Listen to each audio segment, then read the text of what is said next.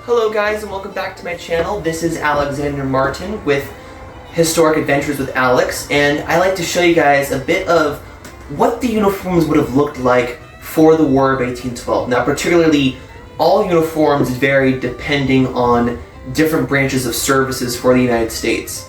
Now when we talked about the War of 1812, we talk about very much the battles and the skirmishes and all the events that took place, but we never really talk about the uniformity of the United States, and particularly just the amount of wear and tear a lot of the men would have faced during the battles. So right now I'm in a uniform of the United States U.S. Marines, and I'm going to start with the U.S. Marines, and I'm going to go down to the officer rank later on in the next video. So in this video right now is basically about what the uniformity would have looked like for the U.S. Marine infantry. So right now I have a like I said, the U.S. Shako.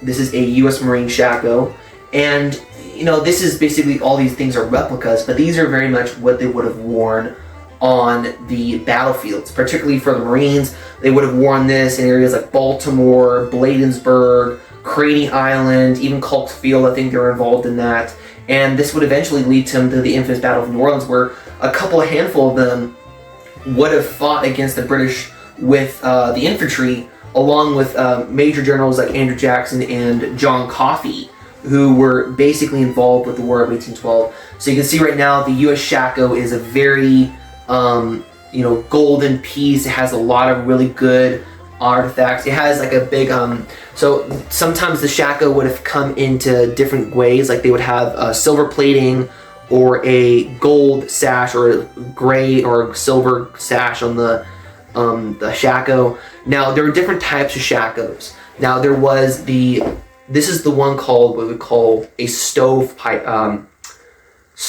Shako. This is the one that they would have used for early developments of the U.S. infantry as well as the U.S. Marines. But then later on, the U.S. infantry or army would have worn what they call a tombstone Shako, which would have been worn particularly for many of the regular militiamen, like the armies of Tennessee, Kentucky. They would have used it for areas like Virginia, particularly like in areas like Chippewa campaign or the Niagara frontier part. So this would have been the Shako for the U.S. Marines. Now, particularly the U.S. Marines didn't very much change anything for their attire compared to other wars, like the Barbary Wars, which they would have worn the similar objects, like they would have worn a lot of the different types of uniformity. Like for example, the officers, though some of them would have worn bicorn to chapeau, some of them would have worn sometimes on the battlefields, like particularly Presley O'Bannon during the Barbary campaign of Tripoli, he would have worn like a Shako with a covering on the neck, particularly like a little scarf or something like that to protect them from the sun on the desert campaigns. But when in the homeland turf of the War of 1812, they would have worn particularly just regular uniforms. Chapeau de Bras was the bicorn hat for the U.S. Army rank as well as the Marine rank. And for the Marines, they would have worn something like this, very, very unique style. The Shako was really just a used piece for the Army for any kind of country, particularly like the United States, Britain, France, Germany, Russia, Spain. Many of the regular armies and all around the world would have worn it. Even in the South American areas that were like Portugal and Brazil, when they were fighting in the Spanish Revolutionary Wars in the 1810s and 1800s, particularly like in Mexico. It's funny how the Shako was still being used even after the War of 1812 and after the Napoleonic Wars, particularly areas like Mexico, Britain, France, even Germany kind of kept it a little bit even after the 1848 revolutions. The United States really kind of used it, but after 1850-ish, they started decreasing it. Even in the Mexican-American War, they would have worn it as well. But in the War of 1812 specifically, it was very much like you want to stand tall, you want to stand unique, you want to stand like you are the boss of the town. Now, on other uniformities, they would have had this thing called a cartridge box. Now, the cartridge box is very, like I said, it's very difficult to put on. I'm surprised that these guys even wore it on the battlefield. But you need your cartridge box for the muskets, particularly for if you want to open this up, you would open this up and fire it then. So this is basically a cartridge box right here. You open it up and it has your cartridge case. It would have like multiple different bullets for the musket ball. That's where you would have the pan and fried and basically, you know, pan it in, crank it in, and you basically have the notch and you put gunpowder in. It was a really interesting technique that the U.S. Marines and militia and regulars would have used, particularly during the battlefield.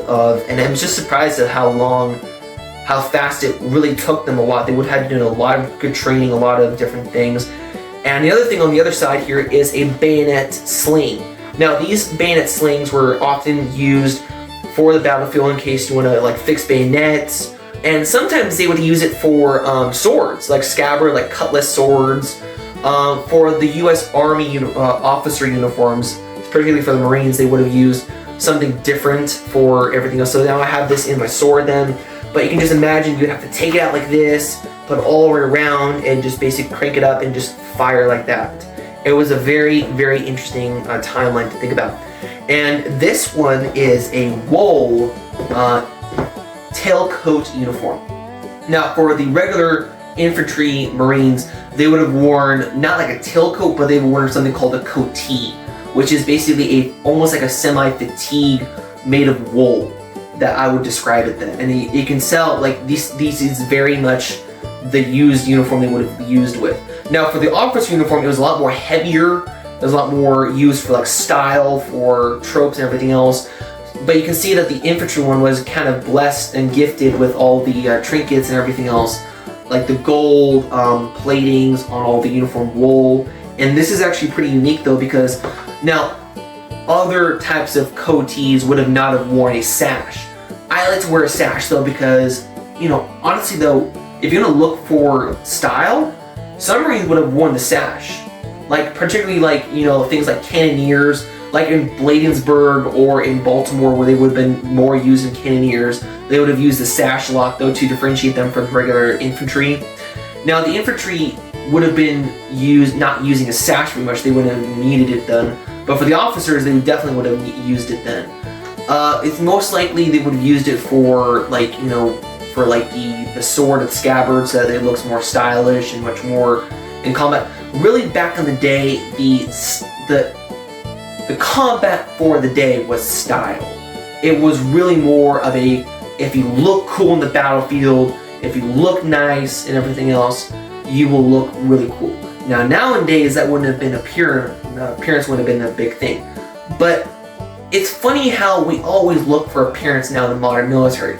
Like the buzz cut, the no facial hair, and you know, the different builds that you have to go through. It's amazing how back in the day, men had like ponytails, sideburns, even like long hair to extent them. It was not very much like required of you to do it. It was more like if you know the techniques, if you know the battlefield strategy. One of the most famous things came from Andrew Jackson, who, by all accounts, this would have coincided, this would have contradicted James Wilkinson. Mind you, he was actually a spy for Spain. But it's funny how Andrew Jackson said this very noticeably, particularly in the movie The Buccaneer, but he would definitely have said this on the battlefield of New Orleans, where he says, "My men are dressed for battle, not for a parade."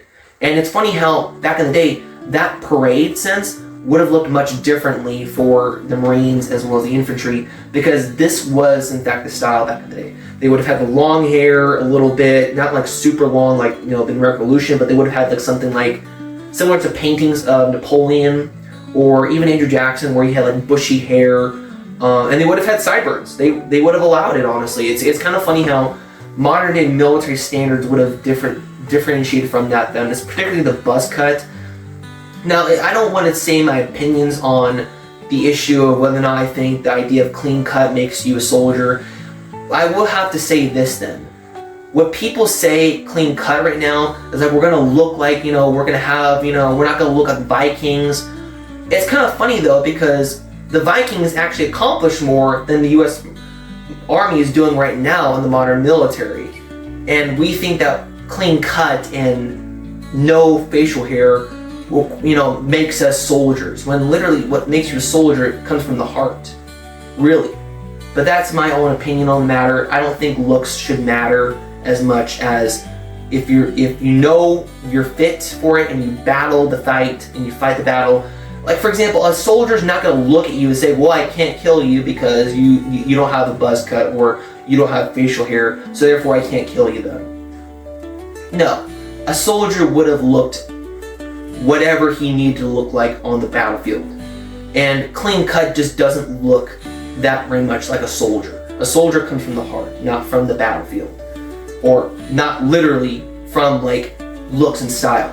That would have been the idea of James Wilkinson. Now, if you know James Wilkinson, he was a American military officer who really was kind of an annoying pain in the neck. I'm literally serious though when I say that, though. I've watched a lot of videos about him, and he comes across like you don't have, fix your hair, clean your beard, and everything else. When literally, like, if you're gonna fight in a war, sometimes you don't have to look like nice. Yes, you're gonna drive well dressed, which is why this looks really nice then. But you're gonna look really nice though. Facial hair and haircuts are not gonna matter very much in the battlefield. So anyway, going to the other subject then, we also have trousers. Now these trousers would have been very much the similar style that they would have looked like during the War of 1812, particularly during a simple time. It's kind of funny because trousers became more elongated on the down to the boot area as early as the 1790s through the early 1800s. The almost like shorts trousers versions, the one that goes up to your knee, that kind of died out by the end of the Northwest Indian War, where American military men would have worn like more elongated trousers going down to the feet, particularly to the boot area. But it would have been a style that many Americans would have noticed on the battlefield. But they still would have looked very much similar to the American Revolutionary counterparts. Now for the Marines though, they would have been more required for you to wear something like trousers with gaiters or boots, tucking the pants inside the boots or the gaiters. Now another thing you have noticed is something that kind of ranted about a little bit as well, is that gaiters and boots were a prime suspect of tucking your pants inside them. And they were used predominantly. For a very long time, Americans did not blouse their boots. It's only up until like the Vietnam War or the late 1950s or early 1960s that we started having this idea of blousing the pants into the boots. In all honesty though, that thing just doesn't quite fit for me, honestly. I don't see the reason why that is a need. Because back in the day, you would have had something like this. These are gaiters. Now these are gaiters particularly to tuck the pants inside the gaiters. They were almost like a boot version for the infantry then. They would have had a much more, they had like a Velcro piece, which, not like a Velcro, but they would have had like a bun piece. You can bun up, you can tuck it over the pants. And back in the day, even boots. Like for example, for the officers, they wouldn't have worn gaiters, they would have worn something like Hessian boots or cavalry boots or like long, like almost like ankle-high boots. And they would have worn even buccaneer boots. Like for example, I think one of the generals like James Winchester, he wore something like a buccaneer boots, like almost like the kind of like pirate boot that they would have worn with like the ends coming down a little bit like this over the boots. And they would have had something more grandiose for that matter. But on the other hand then, they took the pants inside the boots. So I don't know what the reasoning behind that is. I mean, I think it's just basically discipline strategy. But the issue with that discipline strategy is that you learn nothing from it. You learn how to dress nicely, but you should be trained to fight. Back in the day when America was, invaded by Indians, from British, from French, from Spanish, and armies, they didn't have time to care about that looks. It's only in the recent decades or so we started caring about that though, because style matters more than actual combat. And that's something I really don't approve upon. And particularly, but the reason why I like older military uniforms is because they bring out a sense of this is the style they wore and they were fine with it. Now, again though, we understand that now it's a little more hot weather, particularly if you're on a sunny day in the Chalmette Plains or Chalmette Plantation or the Bladensburg would have been a lot more hot, would have been a lot more uneasy, particularly around the neck area. It would have been a lot more difficult then. Now, speaking of the neck area then, for example, the reason why the Marines were called leathernecks is because during the battles of Barbary Wars as well as the War of 1812, these leathernecks up here, they were protected for one specific reason, and it was adopted through the Marines ever since literally the battles of Tripoli, where the Barbary pirates, for example, if you were to have them slit your throat like this, the collar would have been protective of you, because it would stand out like this, like particularly out there like that, and it wouldn't have harmed you, because the pirates were, back in the day, the Barbary pirates were not as well as trained, as it were, for the War of 18, like for the U.S. Marines, because the Marines were trained highly of how to be protective of yourself, how to be, movement-wise and everything else. Now, particularly people talk about the movement of the U.S. uniforms as being kind of like overcrowded, like a knight uniform is. It's the same stereotype as the knights, where they would have had a lot more movement. And there's some truth to that though, but there's not like a whole lot of, preventable things that you can move around with. Particularly the arms are movable as well. Like you can move around like this, the legs are movable. And when you're a marching band, you would have to do like a lot of leg movement, particularly when you're walking around the hills of Tennessee or the mountains of, of Canada. And for the U.S. Army and Marines, they were making sure that movement was key. Now, what about the sash? Would it have been much more of a issue? Not really. The sash was not. It was off to the side more. For example, if you're going out like this, yes, it would have hit a little bit, but it wasn't as like in the way. Like for example, the U.S. Marines and Army back then, they would have understood how the battlefield works. Like if you're running like this, you would make sure that the running technique was always movable no matter what. Now, for example, the only thing that would have been a downside would have been the backpack. Now, particularly the backpack would have been in the back of you, and it would have had a much more heavier load because you're carrying a lot of things in the back of it. I don't have one at the moment because it's just way too hard to find. A lot of the War of 1812 uniforms are very hard to find. Some of them would kind of merge with things like the American Revolution or the Civil War, particularly with things like the brogans that I'm wearing right now, which are basically 1800 to 1860s or 70s boots, which are basically kind of like a shoe, but they're basically a very much longer shoe, closer to a boot. And they would have been a lot more heavier, would have been a lot more standardized for the time. And one of the things you have to understand here is that the War of 1812 isn't well known, so that's another sad topic to discuss, and it's really hard to find a lot of War of 1812 accoutrements, uniformity, everything else. For example, the coat I found out online was a different company that was on Etsy website. Now I was able to find one, and they did a really great job. Honestly, I'm not gonna lie, they did an excellent job with the uniform, particularly the collars, where you can see some of the buttons. Like I said, it was all for show back in the day, and for the War of 1812 stuff, it's really kind of funny how it's hard to find these things.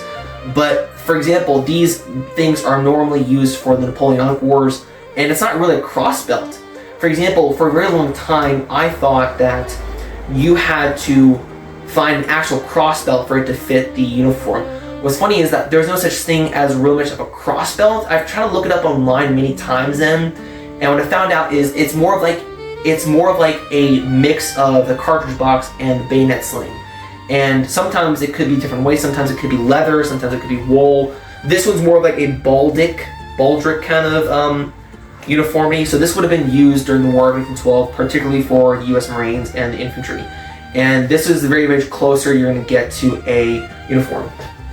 Now, what was the weaponry? So the weaponry for the Marines would have been, of course, the musket, particularly 1795 musket rifle, particularly like the uniformity of that. Now you might be asking yourself, when was the last time we used muskets? Well, I'm so glad you asked that. The actual last time we used muskets was surprisingly during the Sioux Wars. You would have had some infantry, 7th Cavalry most definitely, would have used muskets not as much as the rifles they would have worn, but during the War of 1812, they definitely would have used muskets, particularly a more advanced musket like the 1795 one, or the 1801. I heard there's an 1801 and 1803 musket though, that would have been used during the War of 1812, predominantly for the infantry and the Marines. For other things, like for example, like pistols, they would have used like a generic flintlock pistol, particularly like for the officers. They would have had it like in their slots right here, or basically on the side. And for swords, they would have used, like for example, this is like Pirates of the Caribbean sword replica. But for the swords for the Marines, some infantrymen would have used swords. If you look at other photos online, for like particularly for dress uniform guardsmen of the Marines, they would have used some swords like that. But they would mostly particularly use bayonets for the bayonet sling. But for swords, they would have mostly used it for officer corps, like colonels, lieutenants, like majors sometimes. And like I said before, the uniformity of the Marines was very much more of like a standard, like this is the standard uniform for the US Marines. Now, for example, officers would have used like gloves, like particularly like would they have used things like gauntlet gloves, like in other photos like I've seen before. Not as much, but they would have used it on some kind of battlefield.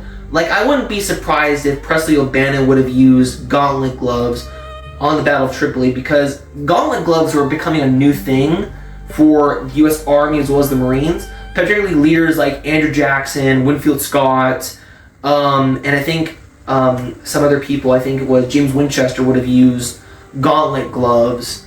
They were mostly white. They didn't use very much black.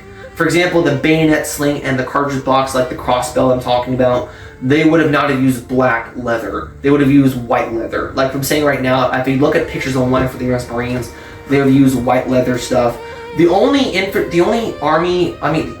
have been the only ones to use black, but there are times when they would use white, particularly on the battles at Chippewa and I think Fort Meigs. They would have used like white predominantly. There were times when some infantrymen, particularly majors, would have worn black, but it's very mixed sometimes. But for the U.S. Marines, the requirement was definitely white, and particularly a white leather. Now, baldric was one of them, of course, but then the wool ones is really hard to find. Like I said, wool was a very, very, very hard color thing to come by. The coats were the most predominant things for wool. Like this one is more of like a navy blue wool. And for other U.S. Marines, for example, if you look at pictures online, it looks blue, but there are sometimes you look at in real life, it looks almost vaguely black. And that's what the thing was. So why did they use these uniform colors particularly? Well, for example, then, for the U.S. Marines, original color was a greenish and whitish mix. But for the Marines during the War of 1812, as well as onwards up until you get to the World War I, it was predominantly blue. The reason why I wore blue during the War of 1812 is mostly because of tradition, and also the fact that we were trying to differentiate ourselves from the British. But that's not always true. For German boys in the Army as well as the Marines, they would have worn some red as well, particularly for like the music band or anything else.